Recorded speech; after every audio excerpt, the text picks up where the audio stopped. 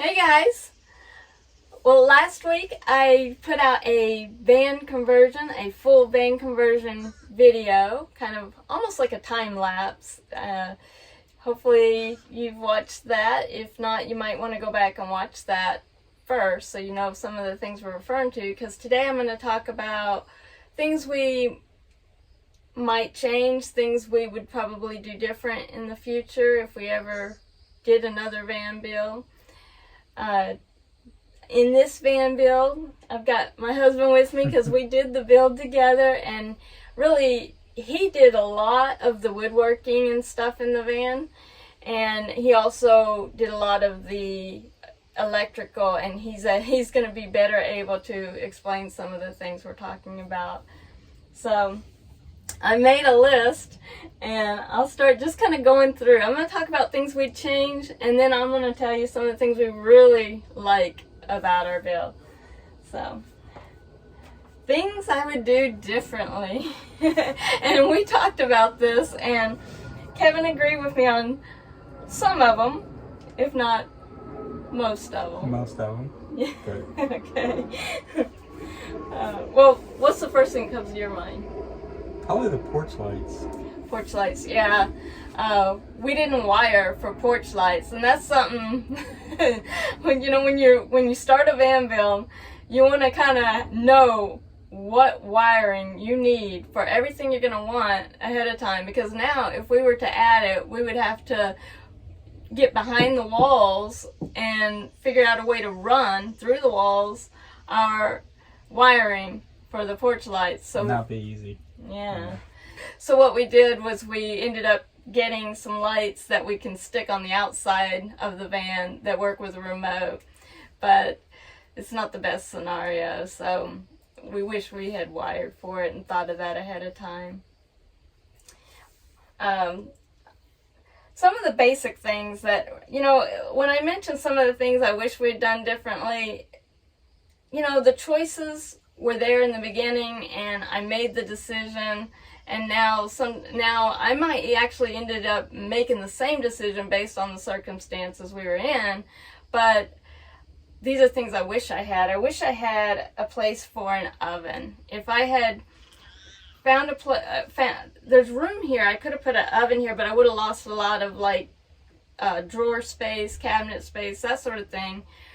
Or if what I could have done was build out in front of this sliding door a little bit, a countertop to set an oven, or reverse to have the oven over there in the sink here, or whatever. It had more counter space and room to put an oven without losing any storage space. But what I would have lost is all the floor space that I have. I love that. Yeah, the floor space is nice. Yeah, I had told myself I wanted lots of floor space, so that if I wanted to do exercise in the van or something like that, I could, but I've yet to do that. So, who knows, I might add a counter, but actually, best case scenario is I start exercising and using that floor space more. But I do find myself sitting down there a lot, and I enjoy the space. I like being able to walk around, especially when Kevin's on trip with me. Yeah, we're not bumping into each other down a narrow aisle. Right. But also a bigger sink. I thought I was getting a decent sized sink. I felt it was, it was small, but I felt it was adequate. And Kevin was saying, that's a big sink. Yeah, I felt it was huge, but it's getting smaller and smaller. So, yeah, I think it's 12 by 16. Does that sound right? It's either 12 by 16 or 12 by 14. I have to measure it. Yeah. But yeah, it doesn't. I ended up having to use a tub next to the sink to wash dishes and use both the tub and the sink to, for convenience.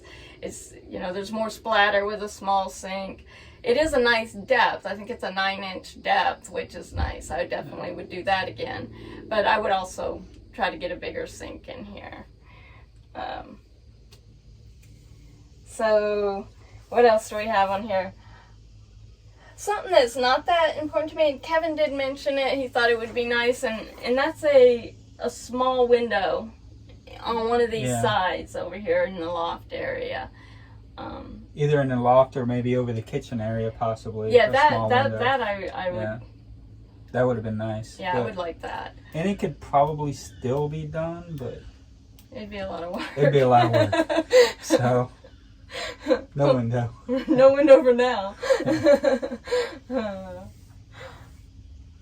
The other thing is, if we put windows on this loft area, we would lose, like right now, Kevin would have the window behind him, Yeah. you know, and which wouldn't be too bad of a problem, but we'd lose the option to add more storage, which brings me to my next thing. And that is, we didn't utilize the space well for storage, but I like the way it looks. I like it, the minimalist feel of it. But from a practical standpoint, storage is a bit of an issue. And so we may end up going more practical with it. It'd be easy to add more cabinetry and stuff in here. Let's see. Lithium batteries, of course. I think everybody that has AGM are thinking, well, I wish I could afford lithium, but yeah, the weight alone would be a major thing. Plus, you get more use out of them. Yeah. So. But that'll have to wait.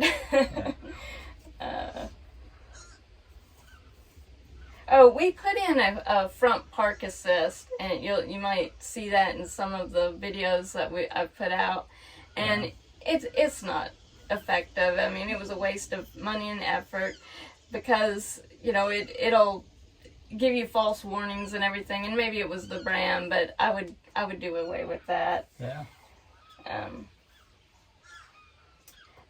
Now Kevin's understands this better than I do, but the charge controller. Oh yeah, we put in a solenoid, and she has a video on how we did that. But looking back, if we would have just went with the DC to DC MPPT charger that Renogy makes, it would be a better system and more stable, I think.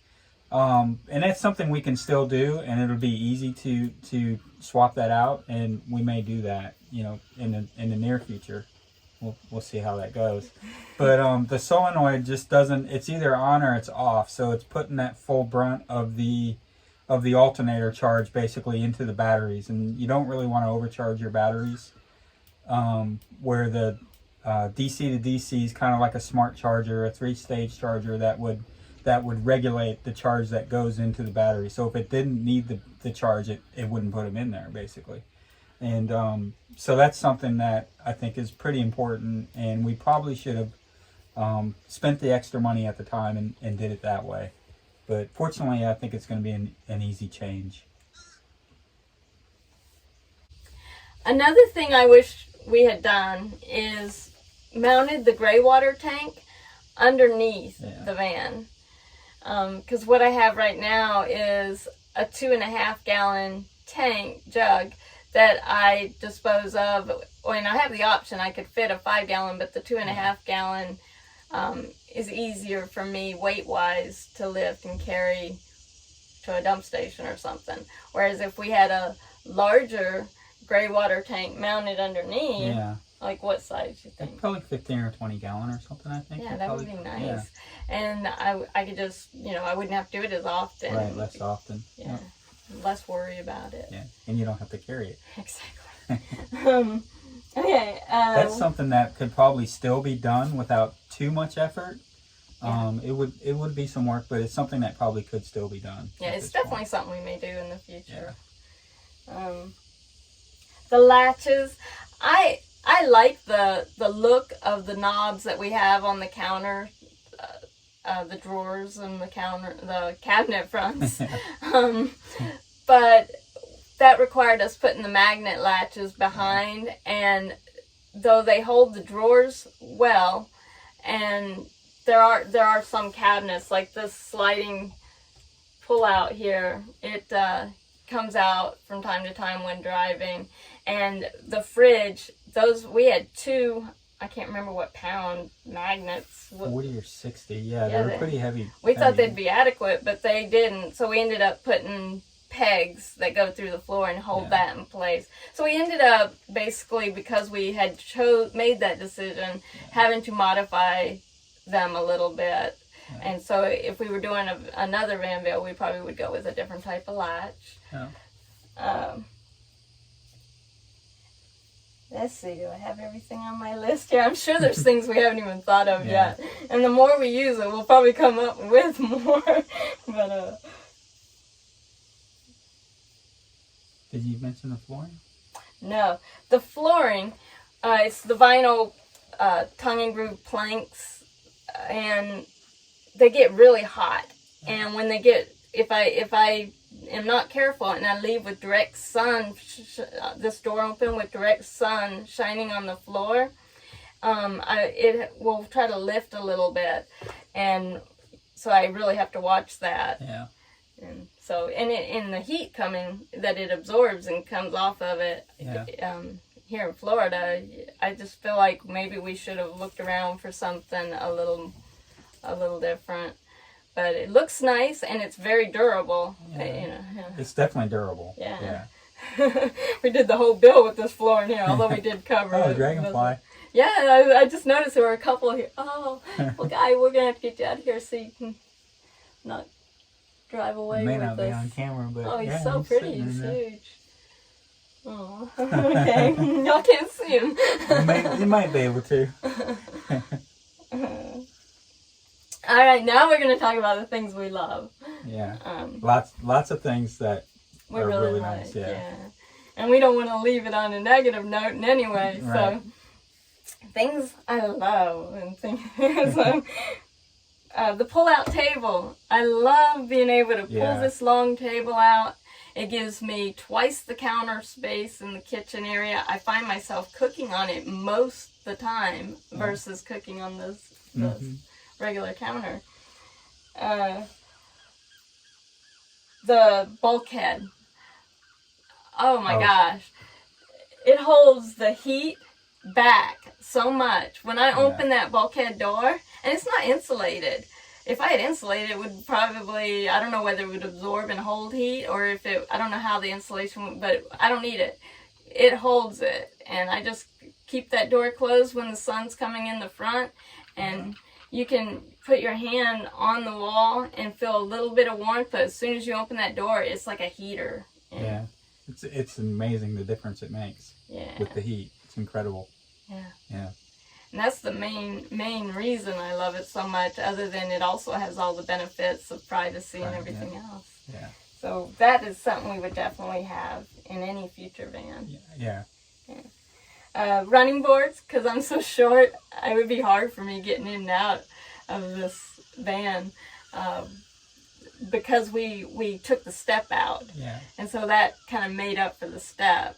And it really didn't change the clearance much, did it? No, I don't think so, because there's stuff that definitely hang lower than what the running boards hang. So I don't think it's affected that in any way. Yeah. My floor space, which I mentioned earlier, I do like that. Yeah. So I guess it's a give and take. Yeah.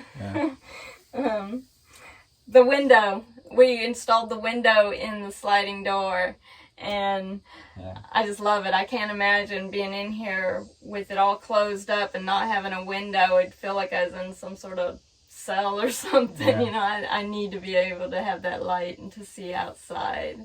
Even in terms of driving, when the bulkhead door is open and you're going down the road and you're looking over your shoulder, that window definitely helps with seeing in the blind spot and things like that too. True. So it's got some, several benefits. Yeah. The only negative that might be, heat or cold, but the window covers that I made make a huge difference when it's cold. Yeah, definitely. You can feel it. Yeah. Solar, of course. I mean, gosh. The solar's been great. It seems like it keeps up fine. The size of the system and everything seems to be handling this fan and running everything without any issues. It hasn't really, the batteries haven't struggled or dropped or had any issues. Of course, we're in Florida, so we haven't gone, long times with the rain and the overcast and shade and stuff like that. So we'll see. But I think it's going to be fine. It's a pretty. I went 2 or 3 days at least. I know when I was at Atlanta when it was stormy, and I went 2 or 3 days where it was overcast and it was. Well, no, I was hooked up to the electric that time. No, it was at Ocala National Forest. I went 2 days where it was very overcast and no problem. No problem. Yeah, so that's good. It's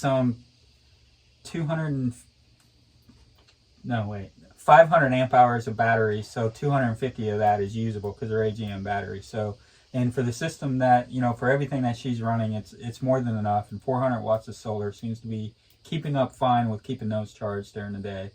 So, yeah, it's worked out well. During this next trip that I have coming up, I'm going to get the chance to test them further. Yeah.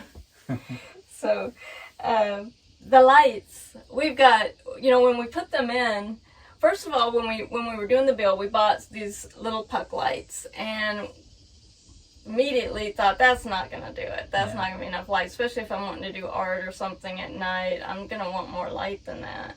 Yeah. And so then we got these lights, which are 9 watts a piece. Yeah. And they're, I can't remember the lumens right now. I don't either, but it was high. It was one of the highest ones we found. Yeah. And, anyway, we really like having them. There's 8 of them, and truthfully, we never really use more than 4 of them at a time, because what we did was we set them up in 2 sets of 4, and then we have them on a dimmer switch. So I don't think y'all can see the lights, but yeah, there we go. They're probably blinking a little bit when the camera's on. They'll flash, but you can't see them flash when you're sitting in here. But when you dim them, so now they're probably flashing on the camera, but a little bit, not too bad. Yeah, but the lights made a big difference, just having the bright lights. The other ones, the smaller ones, didn't seem like they put out as much as what these do, and being able to dim them makes a big difference too. So yeah. The dual fans. Yeah, that's nice. Yeah.